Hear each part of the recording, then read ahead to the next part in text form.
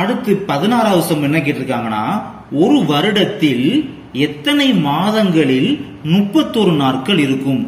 திரும்ப சொல்றேன், ஒரு வருடத்தில் எத்தனை மாதங்களில் 31 நாட்கள் இருக்கும் கேட்டிருக்காங்க.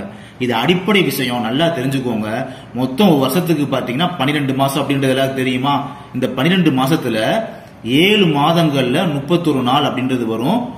அப்புறம் 4 மாதங்கள்ல 30 நாள் அப்படின்றது வரும். ஒரே ஒரு மாதத்துல பிப்ரவரி மாசம் மட்டும்தான் 28 அல்லது 29 நாட்கள் அப்படின்றது வரும். ஓகேங்களா? அவங்க என்ன கேட்டிருக்காங்கன்னா, 31 நாட்கள் எந்த மாசத்துல வருதுன்னு கேட்டிருக்காங்களா? அப்ப எத்தனை மாசம்? 7 மாசத்துலதான் 7 மாதங்கள்ல 31 நாள் அப்படின்றது வரும். இது அடிப்படையான விஷயம் தெரிஞ்சுக்கோங்க. 7, 4, 1. ஓகேங்களா? ஆன்சர் 7 அப்படின்றது சரியான ஆன்சர்.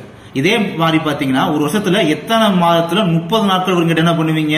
அப்ப 4 மாதத்துல 30 நாட்கள் வரும் அப்படின்னு சொல்லி போடணும். இது ஒரு அடிப்படையா தெரிந்து கொள்ளக்கூடிய ஒரு விஷயம். நீங்க ஒரு லீப் வருடத்தில் மொத்தம் எத்தனை நாட்கள் அப்படின்னு கேட்டிருக்காங்க.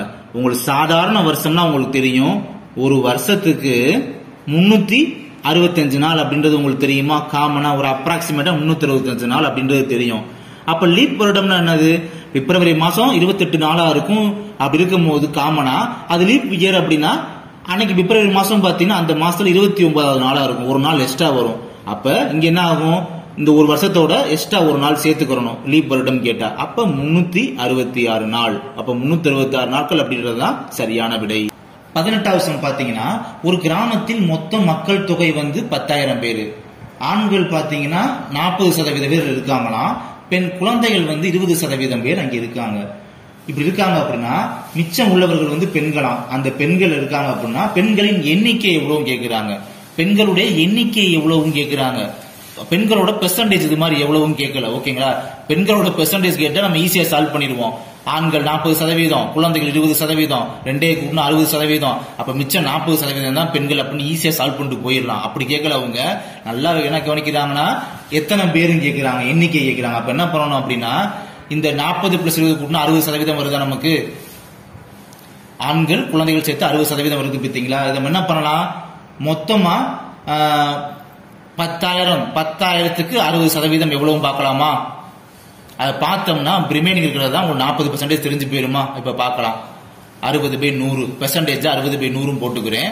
போட்டுட்டு இந்த பெர்சன்டேஜ் 60/100 போட்டிருக்கேன். ஓகேங்களா? இப்ப 10,000. இப்ப 2 0 கேன்சல் ஆயிருச்சு. இப்ப 100 × 60 எவ்வளவு?